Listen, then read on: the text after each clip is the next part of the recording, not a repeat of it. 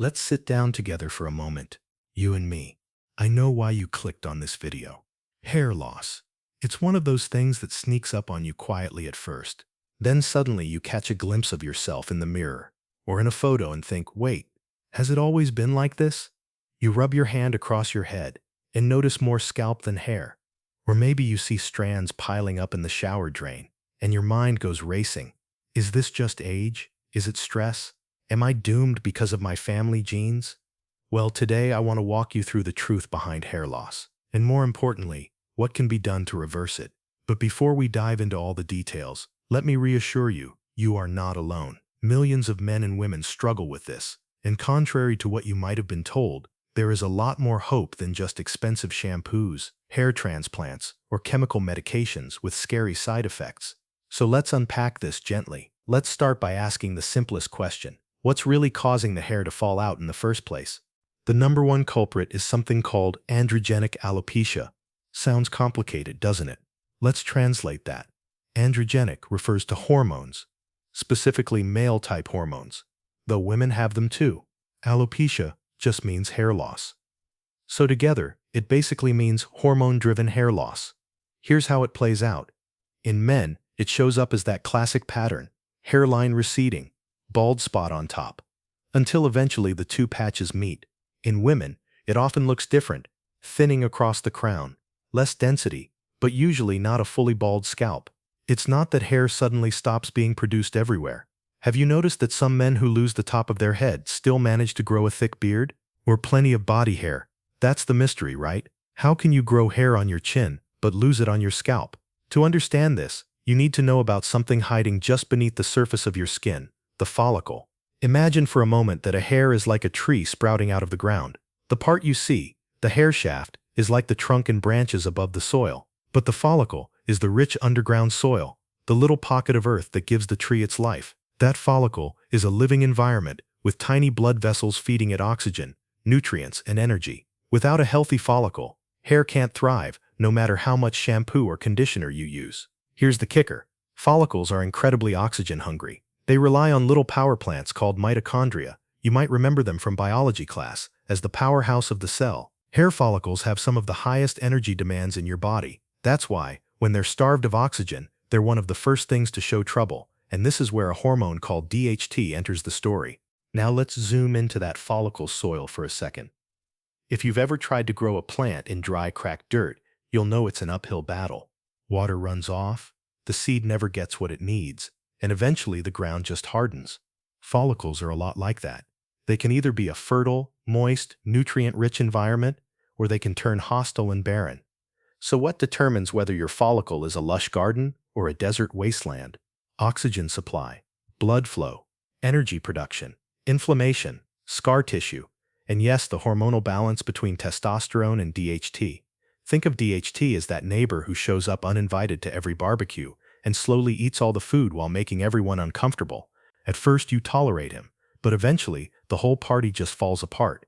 Too much DHT around the follicle literally strangles it, not overnight, but little by little, like weeds choking a flower bed.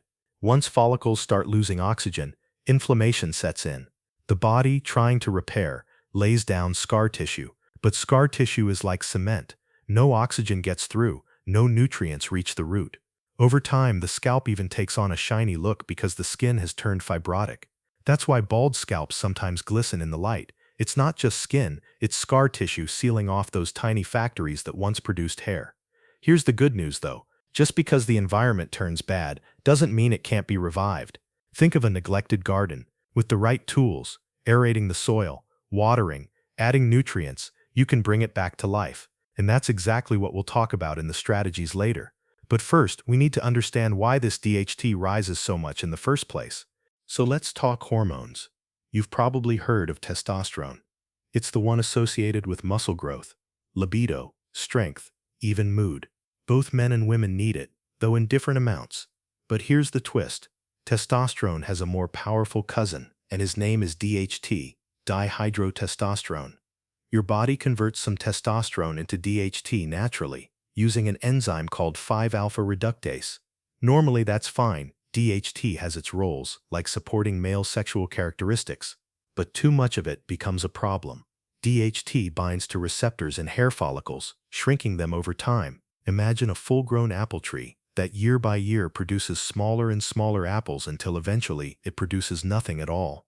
That's what excess DHT does to your hair. And here's the frustrating part.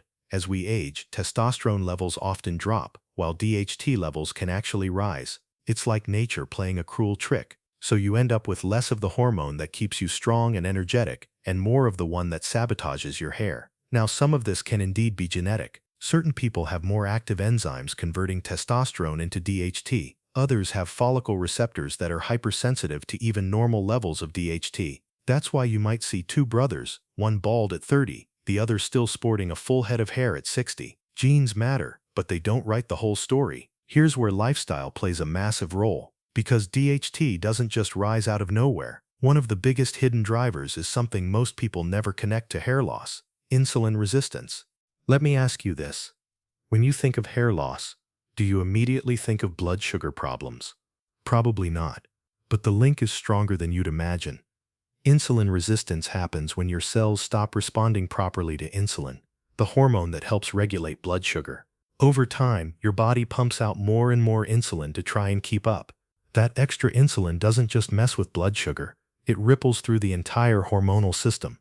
Studies have shown that insulin resistance increases the activity of the enzyme that turns testosterone into DHT. In other words, if you're insulin resistant, your body is essentially cranking out more of the very hormone that sabotages your follicles. On top of that, insulin resistance disrupts liver function, and the liver plays a huge role in balancing hormones, including testosterone. When the liver can't buffer or regulate hormones properly, more free testosterone floats around, ready to be converted into DHT. It's like a perfect storm.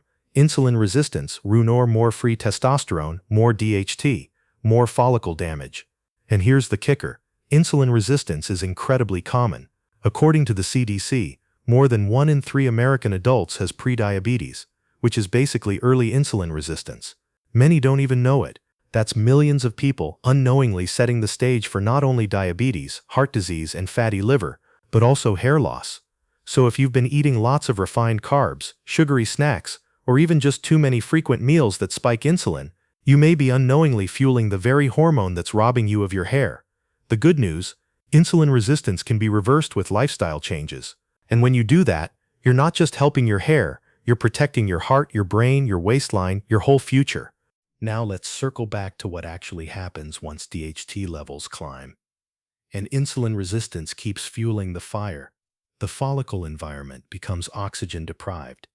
This is called hypoxia. Without oxygen, cells suffocate. And when cells suffocate, inflammation kicks in. Think about a house that catches fire.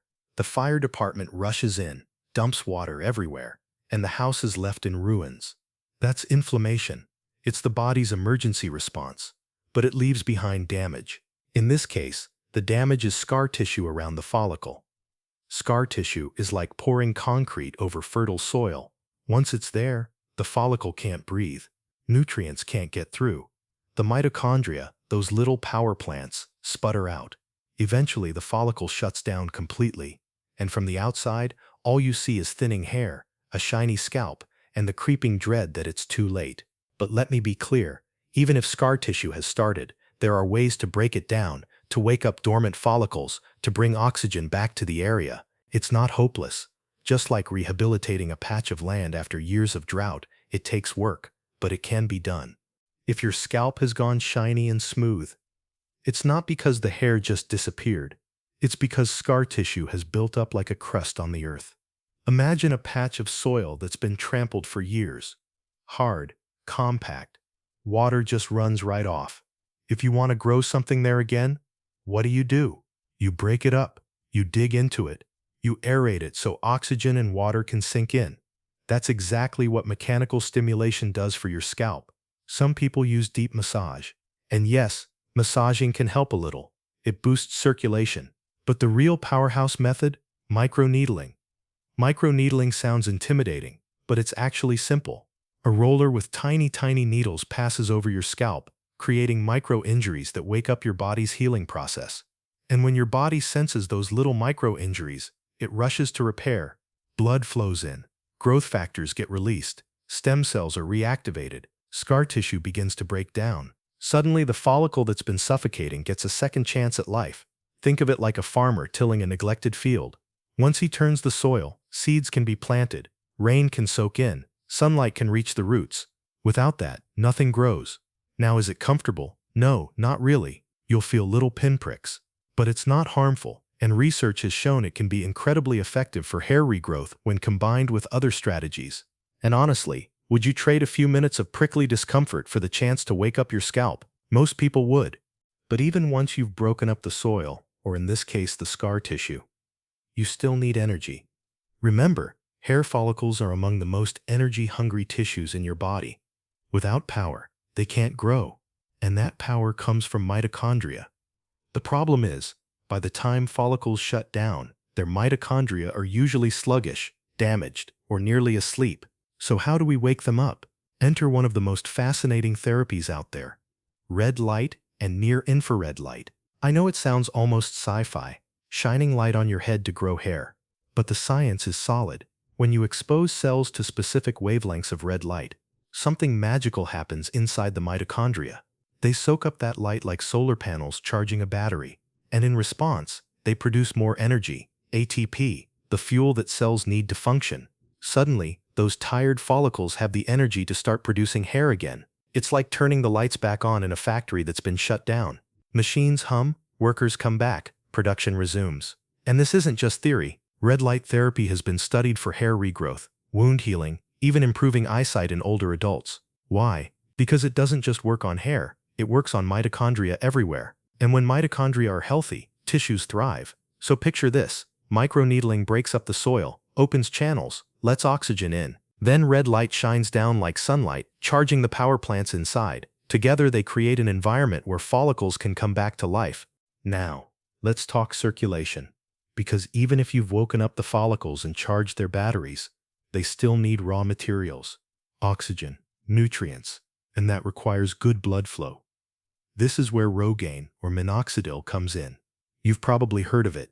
Unlike other hair drugs that block DHT, Rogaine works by opening up blood vessels, vasodilation, so more oxygen and nutrients flood into the scalp.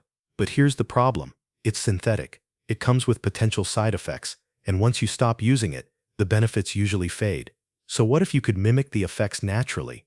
That's where rosemary oil steps into the spotlight. And no, this isn't just some old folk remedy your grandmother swore by. Modern research has actually compared rosemary oil to minoxidil, and the results? Pretty impressive. Rosemary oil improved circulation in the scalp, reduced DHT locally, decreased inflammation, and even protected mitochondria. So when you massage rosemary oil into your scalp, you're not just making your hair smell like an Italian kitchen, you're literally boosting blood flow, calming inflammation, and protecting the tiny engines inside your follicles. It's a triple win. And that's the beauty of natural remedies. They often do more than one thing at once. Synthetic drugs usually target one mechanism, but cause side effects somewhere else. Nature tends to be smarter. But let's be clear, follicles don't grow out of thin air. They need building blocks. And some nutrients are absolutely critical for restarting growth. Two of the most important: vitamin D and zinc. Vitamin D acts almost like a master switch for stem cells. Without enough of it, stem cells in the follicle just sit there, inactive. When levels rise, it's like flipping the switch back on. Suddenly growth factors are released, and the follicle wakes up. That's why studies have consistently found low vitamin D levels in people with hair loss. In the modern lifestyle, indoor living, sunscreen, less sun exposure only makes the deficiency worse. Zinc is just as essential. It's not only involved in enzyme reactions that support hair growth, but it's also a natural DHT inhibitor. Zinc helps balance hormones, supports the immune system, and directly influences the hair cycle. Without enough zinc, follicles literally stall. Now beyond these two, there's a whole list of natural 5-alpha reductase inhibitors, meaning they help block the enzyme that turns testosterone into DHT. You've probably heard of some of them: Renking and Ichtros, saw palmetto, one of the most studied herbs for reducing DHT. Pumpkin seed oil provides minerals and has been shown in research to promote hair growth. Green tea extract, a powerful antioxidant that also tamps down DHT production. Peppermint oil, surprisingly effective at stimulating growth and improving blood flow. Think of these as gentle breaks. They don't completely shut down the hormone system like some drugs do, but they slow the runaway train enough for your follicles to catch their breath. And here's where synergy matters again.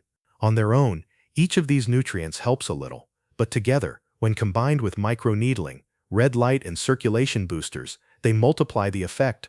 Now, I promised you food. Because let's be real, you can do all the fancy therapies in the world, but if your diet is poor, your body just won't have the raw materials to build healthy hair. So what would a perfect hair meal look like? Something rich in iron, zinc, copper, vitamin C, phytonutrients, and natural DHT inhibitors. Here's the menu. Liver. I know not everyone loves it, but it's a powerhouse, packed with heme iron, zinc, copper, and selenium, all critical for follicle health. Iron, in particular, is essential for oxygen delivery to the follicle. Without it, hair can't grow. Onions. Not just for flavor. Onions are loaded with quercetin, a strong anti-inflammatory compound that soothes follicle inflammation. They also pair perfectly with liver. Sauerkraut. This one surprises people, but sauerkraut is one of the richest natural sources of vitamin C, even more than many fruits. Vitamin C is crucial for collagen production and antioxidant defense in the follicle. Plus, sauerkraut supports gut health, and when your gut is healthy, your nutrient absorption skyrockets. Pumpkin seeds. Crunchy, delicious, and a natural source of magnesium, zinc, and phytonutrients that inhibit DHT. Pumpkin seed oil, in fact, has been studied specifically for hair growth, with promising results. Put those together, liver sautéed with onions, a side of sauerkraut, and a handful of pumpkin seeds, and you've got what I'd call the hair growth plate. It's not glamorous, but nutritionally, it's dynamite, and the beauty is, these are whole foods, no side effects, no prescriptions, just nutrients working with your body the way nature intended. So let's bring it all together. Hair loss isn't just bad luck or something you have to accept. Yes, genetics play a role. Yes, aging shifts hormones. But the real drivers are things you can influence. Insulin resistance, follicle environment, oxygen supply, mitochondrial energy, and nutrient availability. When you stack the strategies, correcting insulin resistance with diet, microneedling to break scar tissue, red light to charge mitochondria, rosemary oil for circulation, vitamin D and zinc for stem cells, natural DHT inhibitors, and nutrient-dense meals, you create a powerful recipe for regrowth. Is it instant? No. Just like you can't plant seeds today and expect a forest tomorrow, but with patience and consistency, the results can be remarkable. So the next time you notice thinning hair in the mirror, don't think game over. Think of it as your garden asking for better care. Break up the soil, water it, feed it, shine some light on it, and watch life return. If you found this conversation helpful, consider subscribing, not just for me, but so you can keep learning how to take back control of your health in natural, powerful ways. Share this with a friend or family member who's quietly struggling with hair loss. You might just give them the hope they've been searching for. And remember, reversing hair loss starts at the root, literally and figuratively. Treat the cause, nurture the follicle, and the hair will follow. So let's pull back and see the big picture.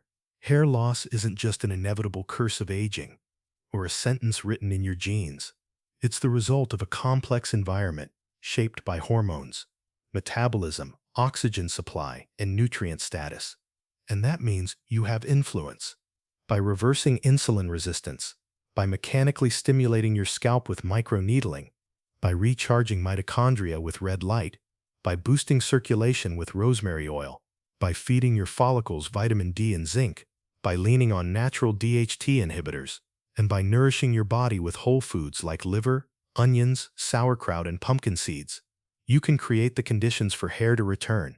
It won't happen overnight, just like you can't plant seeds and expect a forest the next morning. But with patience, consistency, and care, you can absolutely see progress.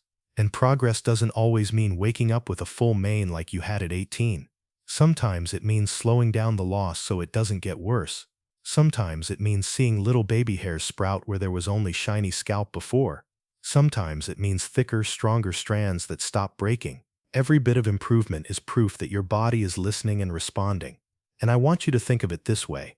Your hair is not just cosmetic, It's a reflection of what's happening inside. If you bring down insulin resistance, your heart benefits, your brain benefits, your liver benefits. If you restore mitochondrial function, your energy improves, your mood improves, your skin improves. If you eat the right foods, your whole body feels it, not just your follicles. So the path to healthier hair is also the path to a healthier you.